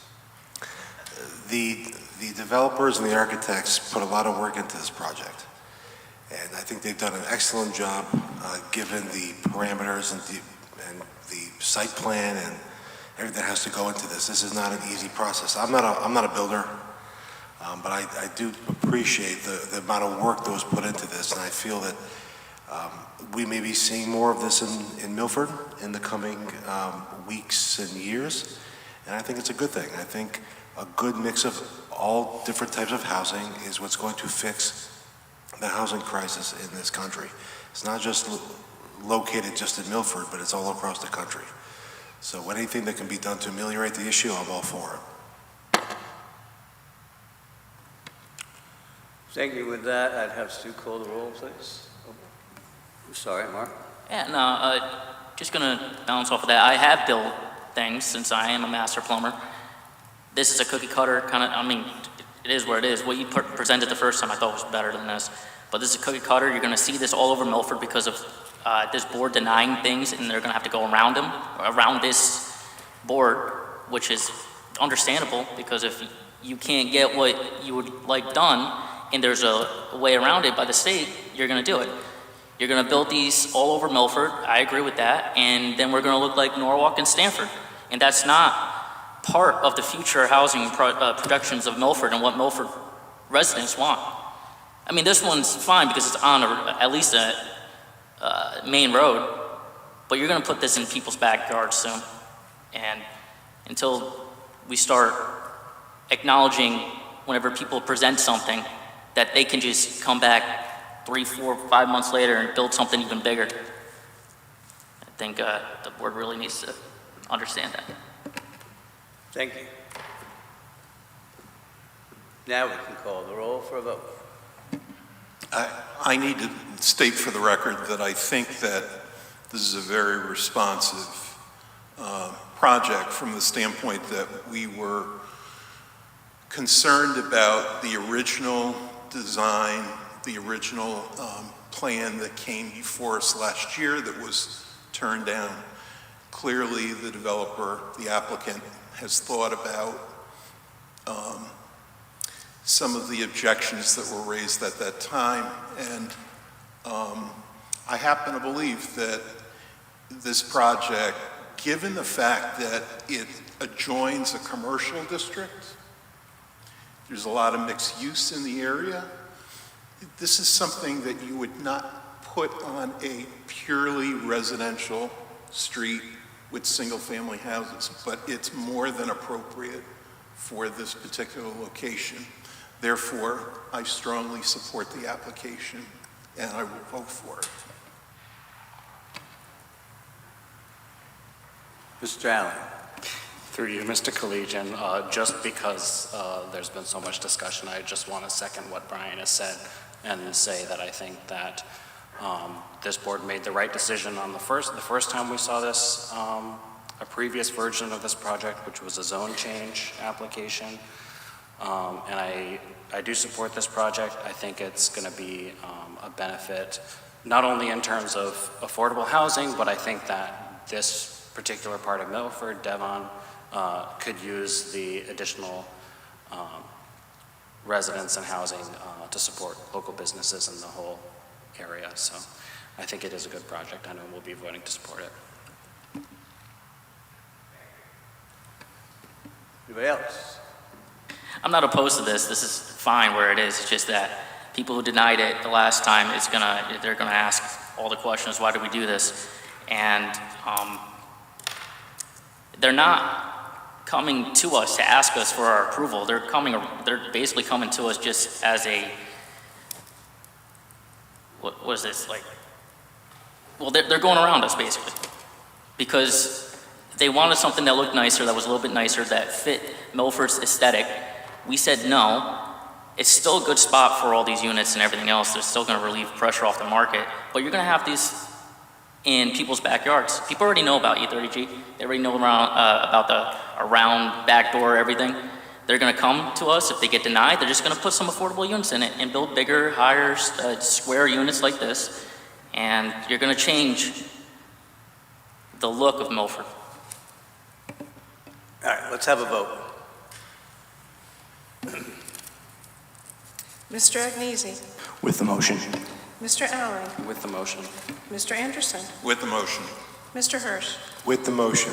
Mr. Collegian, With the motion. Mr. Machio, With the motion. Mr. Mortimer, With the motion. Mr. Zaharidis. With the motion. It's an awful lot of discussion for a unanimous decision, but congratulations.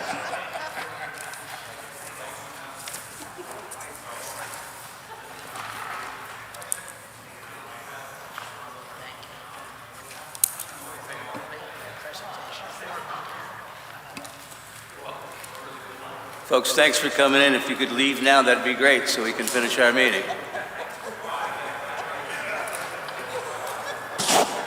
don't have to go home, but you can't stay. Yeah.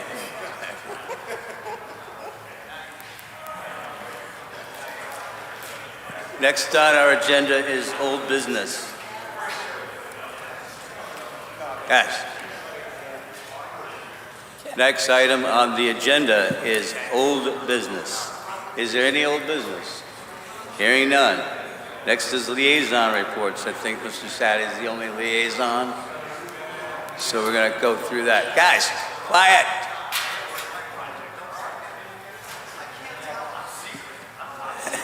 Next order of business, subcommittee reports. David. We don't have any subcommittees this month. We'll probably have a regulation subcommittee next month. That's going to be Wednesday. That would be it's usually on a Wednesday, but at this point this month, I don't see it happen. I'm sorry, I missed that. What did you just say? We'll be having a future regulation subcommittee meeting next month. I am working on, a study of the CDD2, which had been discussed by the subcommittee on this board to come up with, some regulations to, promote housing, within the CDD2 to fill that gap between the two-family houses and the 2-acre parcels. So right now I'm working with our GIS people on mapping and, conducting a study. So when we come up with some regulations, they'll hopefully be something that, people could actually, use and get a result that, is more housing that the board has asked for and something that's usable for the people who have properties there.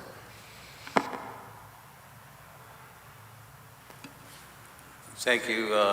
Chair's report. The chair's not here to report, and I hate to even think where he is. Staff report, David.